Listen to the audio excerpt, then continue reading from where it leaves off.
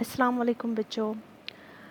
आज से हम लोग हमारी 12वीं जमात की तारीख़ का चौथा सबक शुरू करने जा रहे हैं, जिसका नाम है इस्तिमार और मराठा।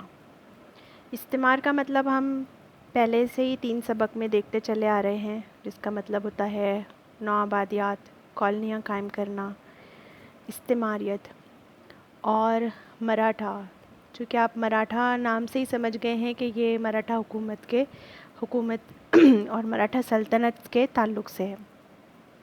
इंग्लिश में इसे कहते हैं colonialism and the Marathas. Colonialism and the Marathas. इस सबक के अंदर हमें तकरीबन 6 नुकात का मुताला करना है, जिसमें सबसे पहले हम देखेंगे इस्तिमार बमुकाबला मराठा सल्तनत, यानी कि इस्तिमार का मुकाबला या इस्तिमार के अपोज़िट मराठा सल्तनत। मराठा सल्तनत ने इस्तिमार के दौर में क्या किरदार अदा किया है। तो इसमें हम तमाम यूरोपीय ताकतवर अक़वाम, तमाम यूरोपीय ताकतवर कॉलोनियाँ, उनके बारे में कि उनके साथ में मराठा सल्तनत का क्या रवैया रहा है, उसके बारे में हमें पढ़ना है। तो इसमें से हम सबसे पहले देखेंगे पुर्तगाली और मराठा सल्तनत, डच और मराठा सल्तनत, फ्रांसीसी और मराठा सल्तनत, बरतानवी और मराठा सल्तनत। इसमें 2 इजाफ़ा है, सिद्दी और मराठा सल्तनत, और अफ़गानिस्तान और मराठा सल्तनत। तो ये सिद्दी और अफ़गान कौन है, इसके बारे में भी हम जानेंगे। सबसे पहले तो हमने, जैसे कि पिछले 3 चैप्टर्स में देख चुके हैं और आप स्क्रीन पर देखकर ही समझ गए होंगे कि ये यूरोप का नक्शा है, और इस यूरोप में हमने यूरोपीय ममालिक के नाम भी पढ़े हैं, जैसे पुर्तगाल जो यहाँ है। उसके बाद हमें पढ़ना है डच के बारे में, जो हमने आपको बताया था कि नीदरलैंड्स और जो हॉलैंड है, वहाँ के रहने वालों को डच कहा जाता है। उसके बाद फ्रांस, उसके बाद बरतानिया और सिद्दी और अफ़गानिस्तान। तो इसके बारे में हम अभी आगे देखने वाले हैं। तो ये यूरोप का नक्शा है आपकी स्क्रीन पर, और यूरोप में जो अभी हमने आपको मकामात बताए, ये उन ममालिक के नाम हैं जिन्होंने यहाँ से आकर हिंदुस्तान पर अपनी कॉलोनियाँ आबाद की थी। ये आपको जो स्क्रीन पर नज़र आ रहा है, ये पुर्तगाल का नक्शा है। पुर्तगाल का इसलिए कि हम सबसे पहला पॉइंट जो पढ़ने वाले हैं वो मराठा सल्तनत का पुर्तगालियों के साथ में क्या ताल्लुक़ रहा है, क्या रवैया रहा है पुर्तगाली हुकूमत के साथ में, उसके बारे में देखने वाले हैं। आपकी स्क्रीन पर जो अगला नक्शा नज़र आ रहा है, ये हिंदुस्तान का नक्शा है, और जो आपको पिंक कलर से जो कवर्ड एरिया नज़र आ रहा है, ये वो इलाका है जहाँ पर मराठा हुकूमत कायम हुई है। यानी ये पूरे इलाके पर मराठा हुकूमत ने अपना इक़्तिदार कायम किया है। और मराठा हुकूमत का ताल्लुक़, ज़ाहिर सी बात है, हम सभी जानते हैं कि शिवाजी महाराज से है, छत्रपति शिवाजी महाराज से है। ये जो आपको स्क्रीन पे अगली स्लाइड नज़र आ रही है, ये सिद्दी की तस्वीर है।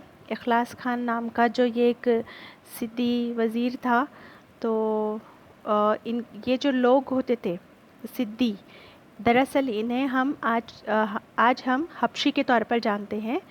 जो अफ्रीकन ब्लैक पीपल होते थे, अरब में रहने वाले या दीगर जगहों पर अफ्रीका के दीगर मकामात पर रहने वाले, तो ये जो हबशी होते थे, तो इन्हें सिद्दी कहा जाता था। तो ये सिद्दी हैं जो हिंदुस्तान में 628 ईस्वी सन में आए, और भरूच के इलाके पर इन्होंने अपने और दीगर मकामात पर भी अपनी उन्होंने हुकूमत कायम की। ये जो आपको तस्वीर नज़र आ रही है, ये इखलास खान की है। ये अफ्रीका का प्राइम मिनिस्टर यानी कि वज़ीर आज़म है, जो बीजापुर पे जिसने अपना इक़्तिदार कायम किया था 1650 में। तो ये सिद्दी हैं, इनके साथ में मराठा के क्या ताल्लुकात रहे हैं, इसके बारे में हम देखने वाले हैं। अगला जो स्क्रीन पर नक्शा आपको नज़र आ रहा है, ये है अफ़गानिस्तान का नक्शा। अफ़गानिस्तान का कैपिटल जिसे काबुल कहा जाता है, जो यहाँ पर आपको नज़र आ रहा है। तो ये अफ़गान से जो लोग हिंदुस्तान में आए थे और उनके ताल्लुकात मराठा से जो बने थे, तो उससे मुतालिक हमें इस सबक में पढ़ना है। तो यहाँ पर आपको हमने बता दिया कि यूरोपीय अक़वाम और सिद्दी और अफ़गान इन सब के साथ में मराठा के साथ कैसे ताल्लुकात रहे हैं, उसके क्या असरात हुए हैं, इससे मुतालिक हमको इस सबक में पढ़ना है। अगली तस्वीर जो आपको स्क्रीन पर नज़र आ रही है, ये शिवाजी महाराज की तस्वीर है, और छत्रपति शिवाजी महाराज जिन्होंने मराठा हुकूमत की बुनियाद रखी है। आपको अगर याद होगा तो हमने बताया था पहले भी कि मराठा हुकूमत का जो दौर है वो 2 हिस्सों में बटा हुआ है। एक वो दौर जिसमें शिवाजी महाराज का दौर हुकूमत रहा है, और फिर उसके बाद दूसरा दौर जो पेशवाओं का दौर हुकूमत रहा है। बालाजी विश्वनाथ से जो पेशवाई दौर शुरू हुआ है, तो वो दूसरा दौर मराठा हुकूमत का है। तो फ़िलहाल अभी हमें देखना है कि मराठा हुकूमत का जो ख़ास दौर है, यानी शिवाजी महाराज का दौर है, उस दौरान यूरोपीय अक़वाम ने हिंदुस्तान पर जब अपनी कॉलोनियाँ कायम की, तो इनके दरमियान क्या ताल्लुकात हुए, उसके असरात क्या हुए। ठीक है, तो अब हम अपना सबक शुरू करते हैं। पिछले सबक में हमने हिंदुस्तान में इस्तिमारियत के फैलाव के बारे में सीखा था। हिंदुस्तान के अंदर जो नौआबादियात और कॉलोनीज़ कायम हुई थी, उसके बारे में हमने देखा था। छत्रपति शिवाजी महाराज ने इन गैर मुल्कियों के मज़मूम मकासद और उनमें दुरंदाजी के तरीक़ों को दूर किया था। ये जो गैर मुल्की अक़वाम थी, पुर्तगाली, डच, फ्रांसीसी, बरतानवी, तो ये बहुत ही ट्रिकी वे से, बहुत ही चालाकी के साथ इन्होंने अपनी कॉलोनियाँ यहाँ हिंदुस्तान में कायम की थी। बज़ाहिर उनके मकासद तिजारत, कारोबार, बाज़ार कायम करना और सरमायाकारी करना वगैरह हुआ करते थे, लेकिन दरअसल वो यहाँ हिंदुस्तान पर अपने कदम जमाना चाहते थे। यहाँ पर खाम माल की अफराद थी और उन्हें वही चाहिए था। उन्होंने भारत में उनकी, यानी कि ये जो यूरोपीय अक़वाम है, उनकी तरक्की को रोकने के लिए हिकमत अमली तैयार की। शिवाजी महाराज ने यूरोपीय अक़वाम की तरक्की को रोकने के लिए हिंदुस्तान में हिकमत अमली तैयार की। इस सिमत में उन्होंने कुछ फ़ौरी इक़दामात किए। एक मज़बूत बहरी क़ुव्वत की तख्लीक और समंदरी किलों की तामीर शामिल थी। इन्होंने देखा था कि ये जो बैरूनी अक़वाम आए थे, ये हिंदुस्तान के साहिली इलाकों पर आकर बस गए थे, तो उन्होंने यही सोचा कि इनके लिए एक बहरी बीड़ा तैयार करना बहुत ज़रूरी है, यानी कि बहरी फ़ौज तैयार करना बहुत ज़रूरी है, और दूसरा ये कि समंदरी किले तामीर किए जा सके ताकि वहाँ से इन्हें रोकने की कोशिश की जा सके। उन्होंने मकामी नमक की तिजारत की हिफाजत के लिए इक़दामात के तौर पर बरतानवी नमक तिजारत पर टैक्स या महसूल लगा दिया। शिवाजी महाराज ने बरतानवी हुकूमत जो हिंदुस्तान से नमक ले जाया करते थे, तो नमक की खरीदो फरोख्त पर उन्होंने टैक्स लगा दिया। इस तरह छत्रपति शिवाजी महाराज ने यूरोपीय इस्तिमारियत के ख़िलाफ़ बहुत सख्त पॉलिसी इख्तियार की है। बाद में छत्रपति संभाजी महाराज जो शिवाजी के बड़े बेटे थे, तो ये संभाजी महाराज ने भी पुरज़ोर अंदाज में ये शिवाजी की पॉलिसियों को आगे कायम रखा।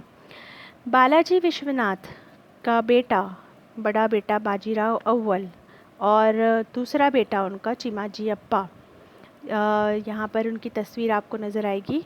ये बाजीराव अव्वल हैं और ये चिमाजी अप्पा। इन्होंने पुर्तगालियों को वसई में शिकस्त दी है। वसई के मकाम पर, ये जो आपको नज़र आ रही है वसई का किला है, वसई के किले मकाम पर शिकस्त दी है। मराठों को यूरोपीय नौआबादियात के ख़िलाफ़ मज़ाहमत की पॉलिसी इख्तियार करने वाले ये वाहिद अकेले भारतीय हुक्मरान गुज़रे हैं, जो नाम अभी हमने आपको बताए, बाजीराव अव्वल और चिमाजी अप्पा। आप जानते हैं यूरोपियों के अपने फ़ैसले में छत्रपति शिवाजी महाराज की दूरंदेशी शायद ही दूसरे हमअस्र भारतीय हुक्मरानों ने दिखाई हो। यानी शिवाजी महाराज जिसने दूरंदेश थे और उन्होंने जो यूरोपीय चालाकियों को जिस तरह से समझा था, तो ऐसे शायद कोई दूसरे हुक्मरानों ने ना दिखाई हो। इस सिलसिले में उन्होंने एक हिकमत अमली अपनाई थी, एक पॉलिसी अपनाई थी, जो उन्होंने आज्ञा पत्र में बहुत वाज़े तौर पर बयान की है। अब ये आज्ञा पत्र क्या है? आज्ञा पत्र अगर देखें तो इस लफ्ज़ से मुराद होता है इजाज़तनामा। पर यह इजाज़तनामे के अंदर क्या था? इस इजाज़तनामे के अंदर जो शिवाजी महाराज हैं उन्होंने कुछ पॉलिसियाँ लिखी थी। ये पॉलिसियाँ मोदी मराठी स्क्रिप्ट में लिखी हुई हैं जो रामचंद्र अमात्य ने लिखी थी, जो कि एक वॉरियर, मराठा एम्पायर का एक वॉरियर रह चुका है, एक जंगजू रह चुका है। उसका जो इंटेंशन था, उसकी जो नीयत थी कि वो शिवाजी के जो ग्रैंडसन्स होंगे, जो शिवाजी के वारिसीन होंगे जैसे संभाजी वगैरह, तो उन्हें ये एक दस्तावेज़ की शक्ल में शिवाजी के जो ख्यालात थे, शिवाजी की जो हिकमत अमली थी, शिवाजी की जो पॉलिसियाँ थी, वो शिवाजी का जो इंतज़ामिया था वो उस तक पहुंच जाए, इसलिए ये तैयार किया गया था, जिसको कहा जाता है आज्ञा पत्र या फिर इसे अजना पत्र भी कहा जाता है। यहाँ पे आपको उसकी तस्वीर नज़र आएगी अजना पत्र या आज्ञा पत्र की। देखिए, जो शिवाजी के जो आगे नस्ल थी उन तक पहुँचाने के लिए शिवाजी के जो ख्यालात थे, मकासद थे, हिकमत अमली थी, पॉलिसियाँ थी, उन्हें पहुँचाने के लिए ये तैयार किया गया था। ये दोबारा आपकी स्क्रीन पर यूरोप का नक्शा आ रहा है। उसकी वजह ये है कि यहाँ पर यूरोप के जो ममालिक हैं जैसे पुर्तगाल, बरतानवी, डच और डैनिश, ये जितने भी ममालिक से आए लोग थे, ये पुर्तगाल, यहाँ पर है फ्रांस, ये है यूरोप, और ये जो शुमाली इलाका है यूरोप का, तो यहाँ से जो जितने भी लोग आए थे ये सरमायादार की हैसियत से आए थे हिंदुस्तान में, लेकिन वो आम सरमायादारों की तरह नहीं थे, आम साहूकारों की तरह नहीं थे। वो हिंदुस्तान में अपनी हुक्मरानी चाहते थे। उनके बादशाह, यानी ये जो यूरोपीय ममालिक के बादशाह, ये हमारे मुल्क पर अपनी हुकूमत करना चाहते थे। यूरोपीय ताजिर हर तरफ जा रहे थे, पूरे दुनिया में वो फैले थे। हमने पिछले 3 सबक में काफ़ी कुछ देखा उनके बारे में। वो गैर मुल्की ज़मीनों में ख़ुद को कायम कर रहे थे और वो बहुत ज़िद्दी थे। एक बार जब वो एक जगह हासिल कर लेते थे तो उसे कभी दोबारा अपने हाथों से जाने नहीं देते थे। ज़रूरत पड़ी तो वो मर जाते थे, लेकिन वो अपनी ज़मीन नहीं छोड़ते थे। और शिवाजी का ऐसा कहना था कि हमें उनको खलीज में रखना चाहिए, सिर्फ कारोबारी ताल्लुकात को बरकरार रखना चाहिए। उन्हें कभी भी किसी समंदरी किले के करीब कोई जगह ना दें। अगर किसी भी वजह से उन्हें अपनी फैक्ट्री कायम करने के लिए जगह देनी पड़े तो ये कभी किसी दर्रे के दाखिली दरवाज़े के करीब या समंदरी साहिल पर नहीं होना चाहिए। जब तक वो अपनी हदूद में रहें उस वक्त तक ज़्यादा परेशान होने की ज़रूरत नहीं है। ताहम पहली फ़ुर्सत में ये लोग अपनी बहरी फ़ौज, तोपों और गोला बारूद की मदद से अपनी फ़ौजी ताकत का लोहा मनवाते हैं। वो अपनी बहरी क़ुव्वत की मदद से नए समंदरी किलों की तामीर करते हैं। यही वजह है कि उन्हें कोई जगह ना दी जाए।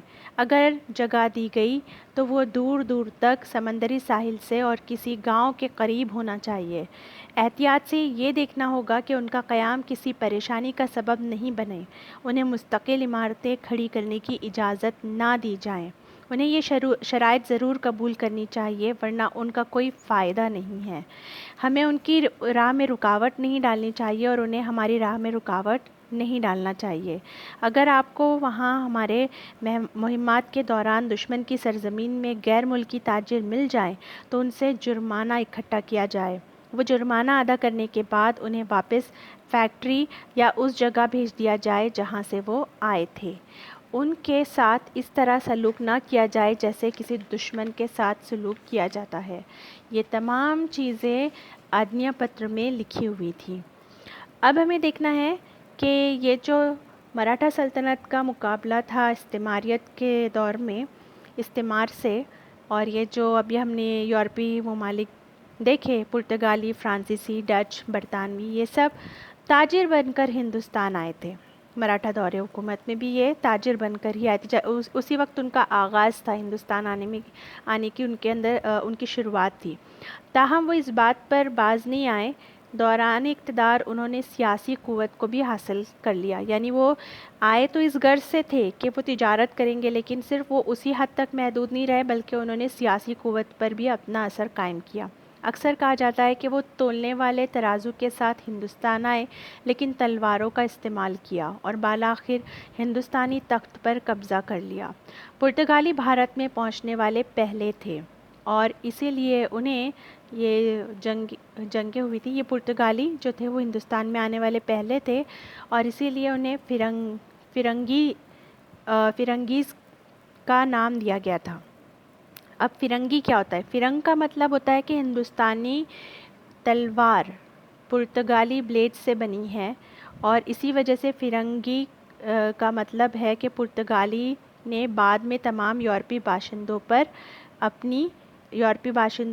को हिंदुस्तान में लाने की एक तरह से उन्हें एक रास्ता दे दिया। तो पुर्तगाली पहले फ़िरंगी कहलाते थे क्योंकि ये दूसरे यूरोप से आए हुए थे और फिर उसके पुर्तगालियों के बाद फिर फ्रांसीसी आ गए, अंग्रेज़ आ गए, डच आ गए। तो इसे फिर इन सब को तमाम यूरोपी और तमाम बैरून हिंदुस्तान रहने वाले जो अक़वाम थी उन सब को ही फिर फ़िरंगी बोला जाने लगा और फिर आगे चलकर ख़ास तौर पर अंग्रेज़ों को फ़िरंगी कहा जाता था, फ़िरंगान या फ़िरंगी के नाम से जाना जाता था। तो अब हम सबसे पहले पुर्तगालियों की देखेंगे कि वो मराठा सल्तनत से उनका कैसे मुकाबला रहा है। पुर्तगाली उन किलों पर जो देव दमन, ये जो आपको नज़र आ रहा है दमन का इलाका आपकी स्क्रीन पर, हिंदुस्तान के मगरबी साहिल में ये मौजूद है। दीव दमन, उसके बाद है संजान का इलाका जो वलसाड़ गुजरात के पास है, वहाँ का एक छोटा सा डिस्ट्रिक्ट था। ये पहले एक छोटा सा सूबा था वलसाड़ के अंदर जिसका नाम था संजान, आटोरी, उसके बाद वसई, कारंजा और ये चौल। वसई, कारंजा और फिर ये चौल, ये सारे इलाके जो थे, तो पुर्तगाली इन किलों पर काबिज़ होना चाहते थे और उन्होंने उसके लिए पूरी कोशिशें की। ये देखिए संजान, ये गुजरात का एक टाउन था वलसाड़ डिस्ट्रिक्ट में, उम्बेर गांव में ये संजान जो है वो ये इलाका मौजूद है। ये वो इलाका है महाराष्ट्र का जहाँ पर पुर्तगालियों ने अपने किले कायम करने की कोशिश की। और ये है कारंजा, ये है, तो ये सारे इलाके जहाँ पर पुर्तगाली ने ये किले अपने कब्ज़े में करने की और वहाँ पे अपने किले बनाने की कोशिश की। उसके बाद इन किलों की वजह से, ये किले कायम बनाने की वजह से ये बारदेश का खित्ता अच्छी तरह महफूज था। ये किले कायम होने की वजह से जो बारदेश आपको स्क्रीन पर नज़र आ रहा है, ये इलाका बहुत महफूज था। अब ये बारदेश क्या है? गोवा का जो शुमाली इलाका है उसे बारदेश कहा जाता है। तो ये बारदेश का इलाका महफूज था। वो पनवेल में, जो पुर्तगाली है वो पनवेल में अपने तमाम गोला बारूद ज़ख़ीरा करते थे। छत्रपति शिवाजी महाराज सबसे पहले पुर्तगीज़ों से राब्ते में आए और उन्होंने कल्याण और भिवंडी, ये कल्याण आपको नज़र आ रहा है स्क्रीन पर, और भिवंडी पर अपना कब्ज़ा कायम किया। ये आपको भिवंडी नज़र आ रहा है स्क्रीन पर, यहाँ पर कब्ज़ा कंट्रोल कायम किया। पुर्तगीज़ी उस वक्त घबरा गए जब छत्रपति शिवाजी महाराज ने एक मज़बूत मराठा बहरिया तामीर कर लिया। उन्होंने अपनी एक बहरी फ़ौज बना ली। जल्दी पुर्तगीज़ों को मराठों ने मायूसी के एक मकाम पर ला खड़ा किया। मराठों की बहरिया फ़ौज देकर पुर्तगीज़ी घबरा गए। दरहकीकत शुरू में पुर्तगाली ने मराठा जहाज़ साजी के लिए तकनीकी मदद में तोसी की थी। पहले पुर्तगाली जो थे वो चाहते थे कि हिंदुस्तान के अंदर ही उनके जहाज़ साजी हो और मराठा उनकी मदद कर रहे थे। ताहम गोवा के पुर्तगाली गवर्नर ने ये मदद वापस ले ली। मतलब पुर्तगाली जो है वो मराठों की मदद कर रहे थे जहाज़ तामीर करने के लिए, लेकिन बाद में क्या हुआ कि पुर्तगाली गवर्नर ने उनसे ये मदद वापस ले ली। पुर्तगीज़ी ने अब फौरी तौर पर सिद्दी को मदद फराहम की और उसकी जगह किसको दे दी? सिद्दी को। जब मराठा फ़ौज उनके खिलाफ जंजीरा किला पर हमले का एहतमाम कर रही थी, ये देखें आप, जब मराठा फ़ौज पुर्तगालियों के खिलाफ जंजीरा के किले पर अपनी हुकूमत कायम करने की कोशिश करी थी, तो पुर्तगालियों और मराठा दोनों ने सिफारती ताल्लुकात के मामलात में हालात की मुनासिबत से पॉलिसियाँ इख्तियार कर ली। यानी पुर्तगाली और मराठे जो थे उन्होंने कुछ मुआहदे कर लिए। 1665 में पुर्तगीज़ी ने मराठों के 13 बहरी जहाज़ों का जाल बिछाया, जबकि ये कर्नाटक के साहिल पर बंदरगाहों के पास से गुज़र रहा था। ये जो आपको नज़र आ रहा है ये कर्नाटक का साहिल है। तो पुर्तगीज़ों ने मराठों के 13 जहाज़ों पर जाल बिछाने की कोशिश की।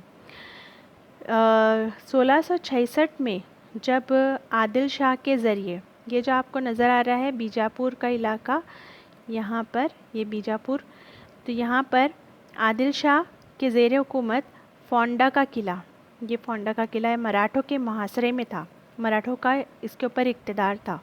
पुर्तगाली ने आदिल शाही किलादार को गोला बारूद फराहम किया। दूसरी तरफ उन्होंने छत्रपति शिवाजी महाराज को अपने इलाके से गुज़रने दिया। जब वो सूरत के मुहासरे के बाद वापस आ रहे थे, ये सूरत का मुहासरा यानी सूरत में जब शिवाजी ने हमला किया था, तो वहाँ से जब वापस आ रहे थे तो मिर्ज़ा राजा जयसिंह ने स्वराज्य पर हमला किया था, यानी कि मराठों की हुकूमत पर हमला किया था। ये मिर्ज़ा राजा जयसिंह है जो अंबर का हुक्मरान रह चुका है। तो उसने स्वराज्य पर शिवाजी महाराज की जो इलाके थे वहाँ पर हमला किया था। तो पुर्तगाली ने मराठों की हिमायत में तोसी की थी, यानी पुर्तगाली ने मराठों की मदद करने की कोशिश की थी। पुर्तगाली छत्रपति शिवाजी महाराज से मंजूरी हासिल करके ये जो दाभोल है यहाँ पर उन्होंने एक फैक्ट्री कायम की। उसके साथ ही मकामी लोग पुर्तगीज़ी कवानीन की वजह से नाखुश थे। ये जो दाभोल के लोग थे वो पुर्तगीज़ियों के बनाए गए कवानीन से नाखुश थे। उनके क्या कवानीन थे पुर्तगीज़ियों के, कि वो यहाँ के लोगों को मज़हब तब्दील करने के लिए उकसाते थे, उन्हें ऐसा मवाद फ़राहम करते थे कि जिसकी वजह से वो यहाँ के लोग जो हैं वो मज़हब तब्दील कर लें और उनके मज़हब इख्तियार कर लें। चुनांचा 1667 में 1667 में छत्रपति शिवाजी महाराज ने बारदेश के खित्ते पर हमला करने का फ़ैसला किया। बारदेश का खित्ता यानी कि गोवा का शुमाली इलाका। बारदेश के लोगों ने छत्रपति शिवाजी महाराज का दिलो जान से इस्तकबाल किया। एक बार फिर जब सिद्दी के ज़ेर इक़्तिदार दंदार राजपुरी, यहाँ पे देखिए दंदार राजपुरी का खित्ता मराठा मुहासरे में था, यानी वो मराठा उस पर काबिज़ थे। तो पुर्तगालियों ने सिद्दी को सप्लाई की जाने वाली जंगी दफ़ात और गोला बारूद आदिल शाही सल्तनत बमुकाबला मराठा तनाज़ों के दौरान पुर्तगीज़ी गैर जानिबदार काम करते हुए आदिल शाही की मदद करते हुए आगे बढ़ रहे थे। तो पुर्तगीज़ी ने गोला बारूद और जो लड़ाई का सामान था, जंग का सामान था, वो पुर्तगीज़ी ने आदिल शाही हुकूमत को दिया। इससे पहले गोंसालो मार्टिज़ ये एक पुर्तगाली एल्ची था, तो छत्रपति शिवाजी महाराज से वो मिल चुका था। दोनों ने के दरमियान मुस्तकबिल के किसी भी तनाज़ों से बचने पर एक मुआहदा हुआ था। छत्रपति शिवाजी महाराज ने पुर्तगीज़ी राज को यानी हुकूमत को उखाड़ फेंकने के इरादे से अपने आदमियों के छोटे छोटे गिरोह बनाकर गोवा में भेजना शुरू किया और ये फ़ैसला किया कि एक बार उनकी तादाद गोवा में काफ़ी हो जाएगी तो पुर्तगाली हुक्मरानों के ख़िलाफ़ बगावत को ख़त्म कर देंगे। पुर्तगाली वाइसराय ने किसी न किसी तरह उसे ये मंसूबा पता चल गया शिवाजी का, लिहाजा शिवाजी का मंसूबा नाकाम हो गया।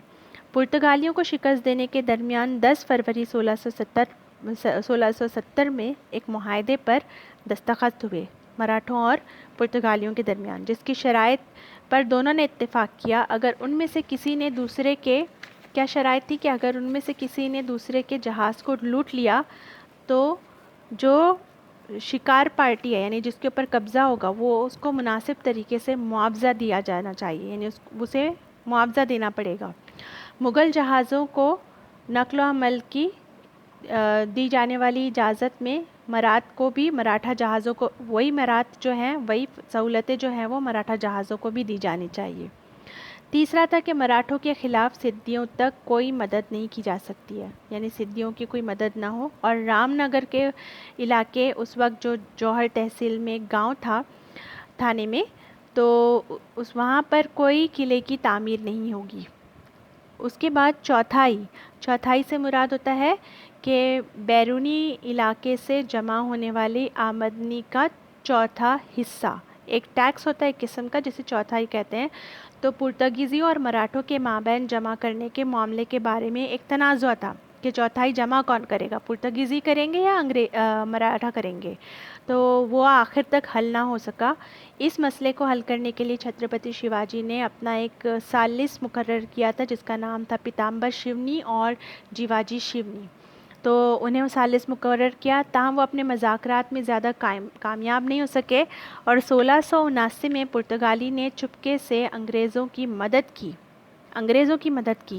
और अंग्रेज़ और मराठों की जब जंग जारी थी तो उसमें अंग्रेज़ों की मदद की।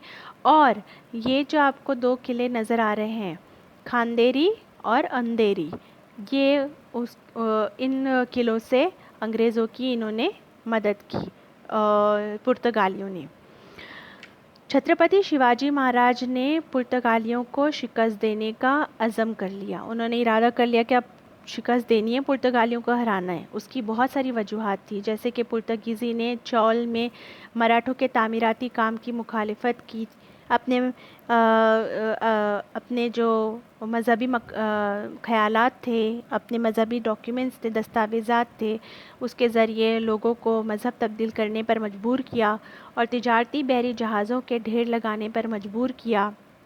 फोंडा का किले के मुहासरे के दौरान मराठों ने पुर्तगालियों को शिकस्त दे दी।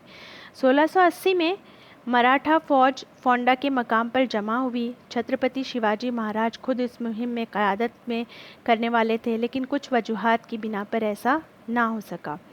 पुर्तगीज़ी की तरफ से महसूस होने वाली घबराहट चूँकि छत्रपति शिवाजी महाराज की जंगी महारत की वजह से उस वक्त वाज़ेह तौर पर झलकती है, जब पुर्तगाली गवर्नर ने कहा कि छत्रपति शिवाजी महाराज को कोई शक नहीं था कि एक ज़बरदस्त जंगजू है, लेकिन पुरअमन दौर के दौरान दुश्मन के ख़िलाफ़ उसकी हिकमत अमली कुछ ज़्यादा ही परेशान कुन थी। अब उसकी मौत ने पुर्तगाली हुक्काम को उसकी दहशत से निजात दिला दी है। पुर्तगाली छत्रपति संभाजी महाराज के खिलाफ मुग़ल शहंशाह औरंगज़ेब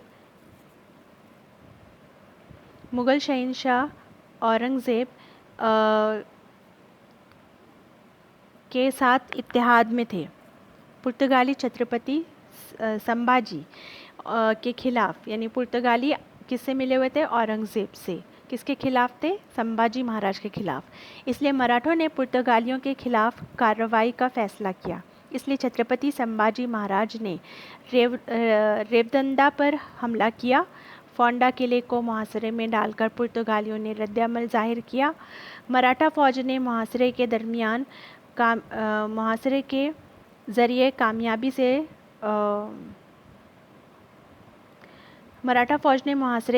कामयाबी से तोड़कर गोवा पर हमला किया। उसके बाद मराठा पैदल फ़ौज के सरदार छत्रपति शिवाजी महाराज के बहुत करीबी साथी थे। उनका नाम था यसाजी कानक की यसाजी कानक। इन्होंने बड़ी शजात से मुकाबला किया। पुर्तगाली गवर्नर मैदान जंग में ज़ख्मी हो गए, उसे पीछे हट जाना पड़ा और छत्रपति संभाजी महाराज ने पुर्तगाली फ़ौज का पीछा किया, जो एक तातुल में फंस गई थी। ताहम जनूबी कोंकण पर मुग़ल हमले की खबर मराठा कैंप में मिल गई और छत्रपति संभाजी महाराज और उसकी फ़ौज जो गोवा फतेह करने के दहाने पर थे, उनको आधे रास्ते से छोड़ना पड़ा और मुग़लों से लड़ने के लिए जल्दी करना पड़ी। बाद में मराठों और पुर्तगालियों के दरमियान कशमकश छत्रपति शाहू महाराज के दौर में दोबारा शुरू हो गई। यूरोप में मुग़लों के आला नुमाइंदे थे मुग़लों के यहाँ पर देखिए उनकी तस्वीर है, सैयद हसन अली खान बरहा और सैयद हुसैन अली खान बरहा। इन्हें सैयद बरदरान के नाम से भी जाना जाता है। तो मराठों और सैयद हुसैन अली भाइयों के दरमियान एक मुआहदे पर दस्तखत हुए, जिससे कल्याण और भिवंडी खित्ते से चौथाई का इलाका, कल्याण और भिवंडी के इलाके से चौथाई जो है टैक्स मराठों को जमा करने का हक दिया गया। उसके मुताबिक उन्होंने पुर्तगाली से अदायगी करने को कहा, ताहम वसई के पुर्तगाली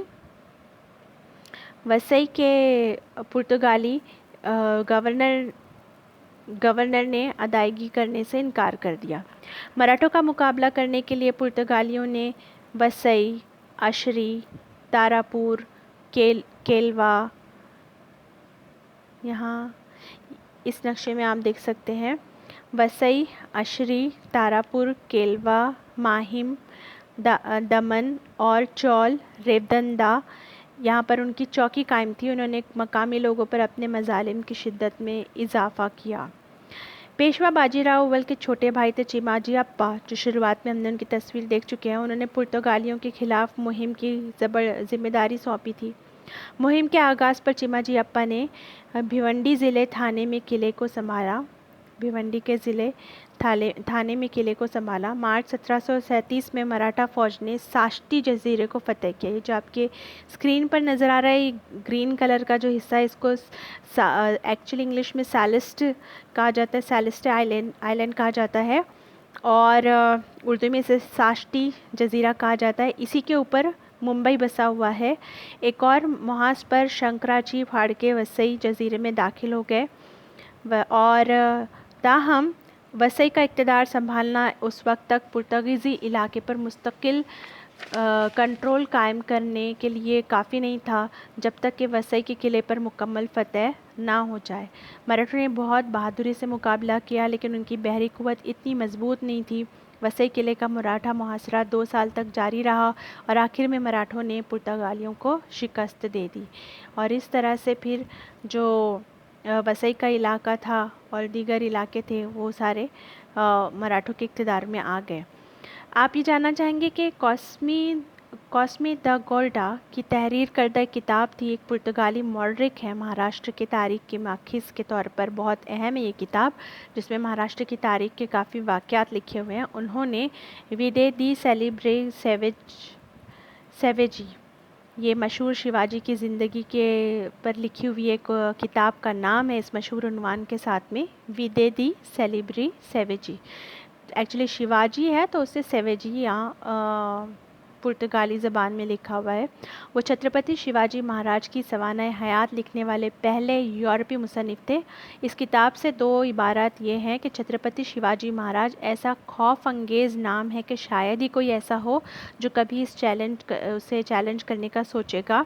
जब वो छत्रपति शिवाजी महाराज किसी शख्स को इनाम देने या सज़ा देने के लिए आता है तो बहुत गैर जानिबदार होता है। उसने कभी भी किसी खूबी को गैर महज़्ज़ब या जुर्म को गैर सज़ा याफ्ता नहीं छोड़ा। उसे अपनी बहादुरी और इंसानी तर्ज़ अमल की वजह से सबसे प्यार है। पूरी हिंदुस्तान में उसका शुमार सबसे बड़े बादशाहों के तौर पर किया जाता है, जिसके नाम का खदशत, और साथ ही उसे वो भी कहा जाता है जिसने अपनी रियाया की फलाह बहबूदी की सबसे ज़्यादा परवाह की है। तो ये जो आपकी स्क्रीन पर नज़र आ रहा है, मराठा का फ़तेह किया हुआ मराठा की दौरे हुकूमत का ये पूरा इलाका है, जो इतने बड़े इलाके पर काबिज़ रहा है। तो यहाँ पर बच्चों हमने मराठा और पुर्तगालियों के दरमियान जो मुहासरे हुए हैं उसके बारे में मालूमात हासिल की है। अगले चैप्टर में हम डच, फ्रांसीसी और अंग्रेज़ों के मुहासरे के बारे में पढ़ेंगे। आपने ये लेक्चर को गौर से सुनना है, उसके बाद अपने नोट्स लिखने हैं, और क्वेश्चन आंसर्स जो है अपने नोटबुक के अंदर, क्लास वर्क नोटबुक के अंदर कंप्लीट करना है। हमारे चैनल को सब्सक्राइब करिए, लेक्चर को बगौर सुनिए। जो चीज़ आपको नहीं समझ में आती है आप हमको कमेंट कर सकते हैं, हमसे सवाल कर सकते हैं, और जो आपको बताया जा रहा है उसका आप बार बार मुताला करें, क्योंकि आपको पता है 12वीं का साल है, एक्टिविटी बेस्ड है, हर एक सेंटेंस इम्पॉर्टेंट है, तो आपने बहुत मेहनत करनी है। Okay then, thank you, best of luck.